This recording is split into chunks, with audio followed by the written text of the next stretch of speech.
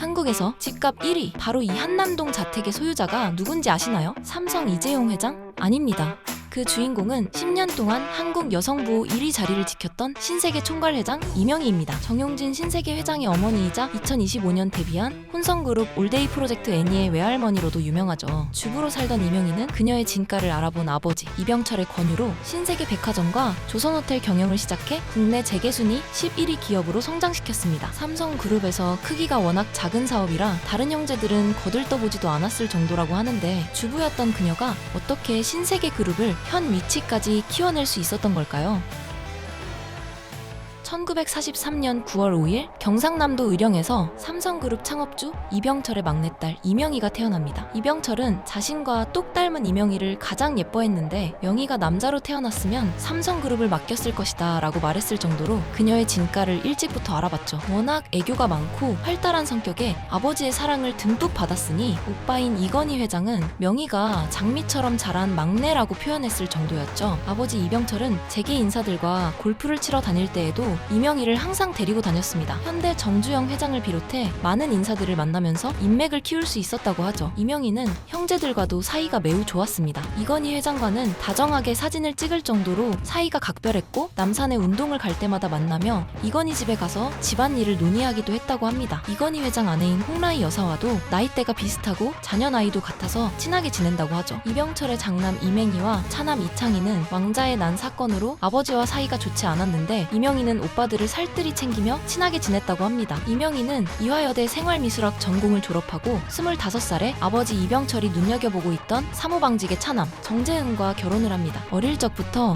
현모양처가 꿈이었다고 하는데요. 그렇게 12년간 전업주부로 살면서 이명희는 아들 하나, 딸 하나를 낳습니다. 현 신세계 회장인 장남 정용진과 신세계 백화점 부문 회장 정유경이죠. 참고로 신세계 그룹은 2024년에 계열사가 분리되어 정용진 회장이 이마트를 중심으로 스타필드, 스타벅스, 편의점, 호텔 등을 담당하고, 정유경 회장이 신세계 백화점을 중심으로 아울렛, 면세점, 패션 뷰티 사업을 담당하고 있는데요. 이명희는 2025년 지분을 모두 증여하면서 경영권을 완전히 자녀들에게 넘겨줬고, 현재는 신세계 그룹 총괄회장으로 있습니다. 아들 정용진이 당시 인기 배우인 고현정과 결혼하면서 화제가 되기도 했죠. 이명희가 워낙 카리스마 있어서 재벌가의 시집온 고현정을 호되게 시집살이 했다는 루머가 있었는데, 훗날 고현정이 방송에 나와서 그럴 분들이 아니라고 단호하게 해명했습니다. 정용진은 자녀 2명을 낳고 8년 만에 고현정과 이혼했는데요. 아들 정용진이 이혼 후 정신을 못 차리고 있자 매일 한남동 자택에서 당시 한참 오픈 준비 중이었던 이마트 양주점까지 뛰어서 출근하도록 시켰다는 일화는 유명합니다. 한겨울에 5시간 반이라는 어마어마한 거리를 뛰어왔던 정용진은 이후 마음을 다잡고 업무에 충실해졌다고 하죠. 이명희는 올데이 프로젝트라는 아이돌 멤버인 애니의 외할머니로도 유명합니다. 딸 정유경의 첫째 딸이죠. 애니는 특히 외할머니를 똑 닮은 외모와 재벌가의 연예인이라는 사실에 데뷔 전부터 화제가 되기도 했습니다. 한편 전업주부로 살아가던 이명희가 신세계 그룹을 이끌게 된 건 1979년 아버지 이병철 회장의 권유 때문이었습니다. 당시 이명희의 나이는 37세였는데 그녀의 진가를 알아보고 있던 이병철은 이제 회사로 나와 신세계 백화점과 호텔 경영을 맡아봐라 라고 했죠. 전업주부로만 살아오다 보니 경영에 자신이 없다고 거절하는 그녀에게 앞으로는 여성도 사회활동을 해야 한다며 역정에 가까운 설득을 했고, 결국 그녀는 신세계의 영업 담당 이사로 입사합니다. 아버지 이병철은 이명희에게 서류에 사인하지 말아라, 즉 누군가에게 맡겼으면 전적으로 믿어라 라는 가르침을 주었고, 그녀는 이 가르침을 따라서 전문 경영인 중심으로 신세계 그룹을 운영하게 되었다고 합니다. 신세계 그룹 결제 서류에 지금까지도 회장 서명란이 없다고 하죠. 1년에 한두 번 정도 회사에 방문해서 주요 사안에 대해 보고를 받는다고 합니다. 이 경영 방식은 훗날 신세계 그룹이 고속 성장하는데 큰 역할을 합니다. 또 이명희는 메모광이었던 아버지를 따라 메모하는 습관을 길렀는데요. 항상 새로운 상품이나 의상을 보면 메모해 두었다가 개발팀에 전달했는데 직원들이 교과서라고 부를 정도였다고 합니다. 백화점 사업의 핵심인 패션 트렌드를 놓치지 않기 위해 1년에 2번 이상은 뉴욕과 유럽 등 해외에 나가 안목을 쌓아왔죠. 프랑스의 거장 피에르 가르덴과 라이선스 협약을 맺고 국내에 처음으로 들여오기도 했습니다. 그리고 일본의 미쓰코시 백화점과 기술 제휴 제휴 계약 체결을 통해 백화점 경영 노하우를 수입했는데 지금의 신세계 백화점의 매장 구성이나 상품 배치, 서비스가 다 이때 정착된 것이죠. 특히 국내 백화점에 최초로 문화센터를 들여온 것도 이명희였습니다. 백화점을 단순한 쇼핑 공간이 아니라 다양한 교육, 문화 서비스를 제공하는 공간으로 재탄생시켰죠. 그런데 이명희가 신세계에서 막 경영을 시작하던 1979년 롯데백화점이 설립됩니다. 그녀의 이화여자대학교 동창인 신영자가 롯데백화점을 이끌면서 본격적으로 두 회사의 라이벌 관계가 시작되었죠. 롯데의 신격호 회장은 일본에서 사업을 하면서 얻은 부동산 안목으로 헐값에 백화점 부지를 사들이기로 유명했는데 롯데백화점 2호점으로 고른 게 잠실이었죠. 당시의 신세계는 대부분 점포에 세를 내고 입주해 있었습니다. 공격적인 다점포 전략으로 후발주자였던 롯데백화점은 신세계를 단번에 따라잡고 백화점 1위 타이틀을 가져가 버립니다. 설상가상으로 1987년 아버지 이병철이 세상을 떠나면서 극심한 슬픔을 느꼈던 이명희는 미국으로 잠시 떠나죠. 그러던 중 그녀는 미국에서 프라이스 클럽과 월마트 등 창고형 점포를 보면서 아이디어를 얻었고 한국으로 돌아와 1993년 국내 최초 대형마트인 이마트를 오픈합니다. 이마트의 첫 점포인 창동점은 오픈하자마자 폭발적인 인기를 얻었고 1997년 신세계는 삼성그룹으로부터 분리되어 본격적으로 사업을 확장해 나갑니다. 당시 IMF 외환위기로 경제 상황이 악화되자 국민들의 소비 심리가 줄어들었고 백화점 매출은 줄어든 반면 이마트 매출은 늘었죠. 신세계는 미국 코스트코사와 제휴해 프라이스 클럽을 한국에 들여왔었는데 그때 코스트코에 프라이스 클럽을 다시 매각하고 기존에 하던 카드 사업 부문도 팔아버립니다. 그렇게 마련한 자금으로 도산한 기업들이 내놓은 부지를 공격적으로 매입하면서 이마트 점포를 확대하죠. 1998년엔 세계 최대 유통기업 월마트가 한국 시장에 진출하지만 이마트에게 밀려 철수를 하기도 했습니다. 이명희는 월마트 코리아 지분을 전량 인수하고 월마트가 보유한 매장도 모두 이마트로 바꿔버리죠. 이렇게 이명희의 선택과 집중으로 이마트는 신세계 그룹 전체 매출의 80%를 견인할 정도로 몸집을 키워나갈 수 있었습니다. 롯데그룹의 신영자도 신세계보다 5년 늦게 대형마트에 뛰어들었지만 벽차를 따라잡지 못했죠. 그리고 이명희가 신세계 백화점을 크게 키운 일화가 있는데요. 부산에는 이미 롯데백화점이 장악하고 있었는데 2004년 신세계 백화점의 한 임원이 부산 수영만에 1330억을 주고 땅을 사겠다고 이명희 회장에게 전화를 하죠. 허허 벌판인 그 땅을 사서 되겠나? 잠시 고민했지만 경영진의 결정을 전적으로 믿었고 결국 이 땅은 2009년 세계 최대 규모의 백화점인 신세계 백화점 부산 센텀시티점이 되었습니다. 하늘도 그녀를 도왔는지 백화점 공사 중에 온천수가 터지는 행운이 일어났고 백화점 내에 온천수 찜질방까지 운영하게 됩니다. 2025년 기준 신세계 강남점이 국내 백화점 1위, 부산 센텀시티점이 3위 매출을 내고 있죠. 이렇게 이명희는 작았던 백화점 사업을 재계 11위 기업으로 고속 성장시켜 오늘날의 신세계 그룹을 만들었습니다. 리틀 이병철이라고 불렸던 삼성가의 막내딸 이명희의 전설적인 인생 이야기는 여기까지입니다.